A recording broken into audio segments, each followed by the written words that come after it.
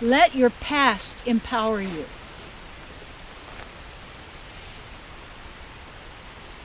How do you let your past empower you? Because you see, it's in the mind, because it's not there now. It's just stored as a memory somehow. And there's a capability that this mind has, unconscious mind basically, a tool, a device.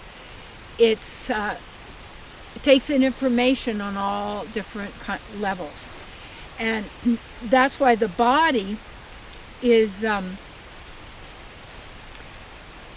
these physical senses also have many extrasensory abilities. And I had mentioned before that I let my hair grow long, and even be longer than this, but because the hair is connected to the central nervous system. And therefore it helps in our intuition and our tuning in, just like the antlers on a deer are like antennas, because they listen and they feel. And also cows, that the milk, it's really good for cows, the milk for cows to have horns.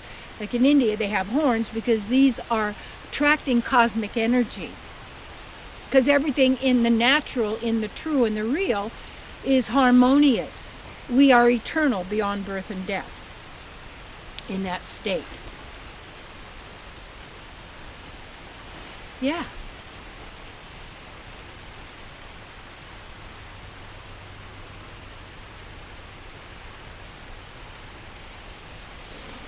You know, I was just standing here listening to the waterfall and just being here at this lake and the reflection.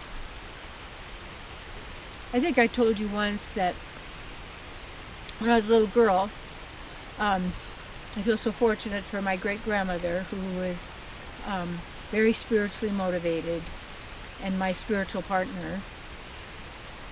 And she is my granddaughter now in that form, a different form. Same person, different form.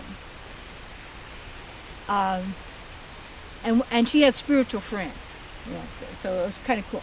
And said that the spiritual world is like what we're seeing here, and this world is like the water reflection. So as you see, even this world, a three-dimensional, as it's reflected in the water, would be a flat dimension, but still it only has just some kind of an image, but it does not have the fullness or the richness of the stones, the rocks, the mountains, the growth.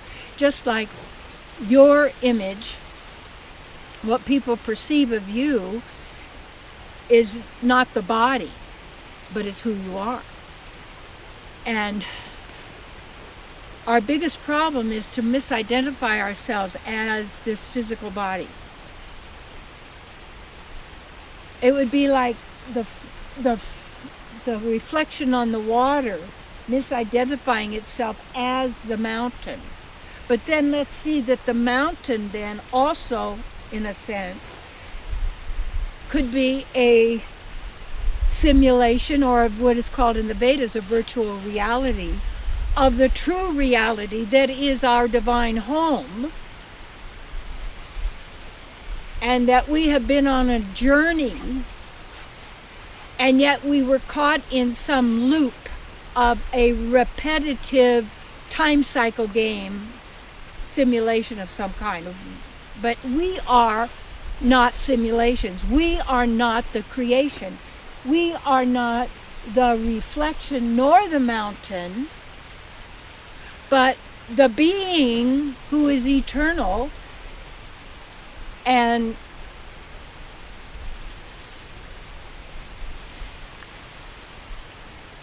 to be distracted by all of the external, keeping us without having to be with ourselves alone. And people say, well, then I'm lonely. Well, you're in your mind. You're analyzing, sad, feeling sorry for yourself, going over the past. You don't need history. Because that's his story. You don't need her story. You are not the story. The greatest story ever told. It's a story. This story, that story. Who's writing the story? Who's making it up? And it's still not you. You are not the story. You're not the role you're playing in the movie. This isn't all that you are. Your time isn't up. Making good time. Western time. You know, it's like to be who we are, to cast off that past. Because you let your past empower you by realizing you've been there, done that, and you have the wisdom. Yes, there's wisdom from there. But there's also a lot of nonsense. There's a lot of and even the word nonsense, it almost means no money, nonsense. You see, even the language is so perverted that it keeps us spell casting on ourselves and our experience by what we say, the definitions, the meaning of the words, the belief that we have in it, and the power of faith that we put behind it. Guess why we're manifesting? Whew.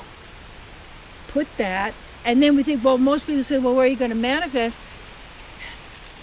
We don't have to worry about that.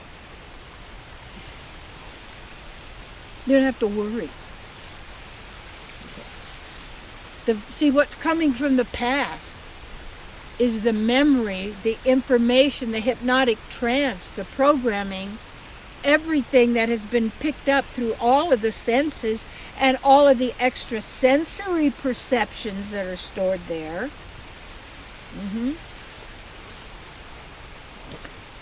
So you want to be in the now rather than in the mind and in the past, worried about the future.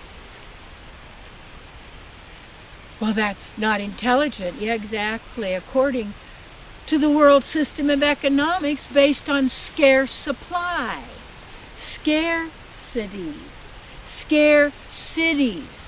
Cities of fear. And a siddha, or a city, in the Vedas, meant a special supernatural power and ability. Yeah. We have all those powers. We have all those abilities already.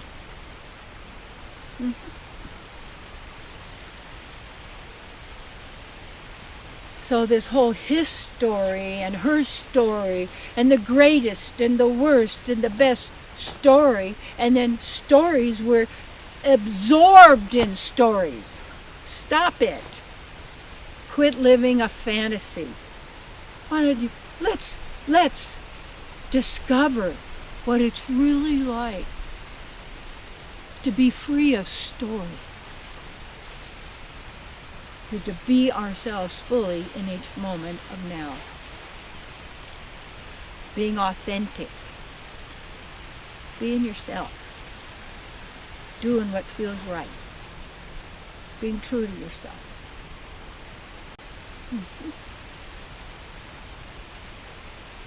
We don't have to live in the past, in a story, playing a certain role, and be a figment of our own imagination.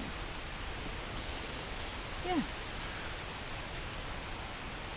In the now, there is no story. There is joy, pleasure, satisfaction, prosperity, fun.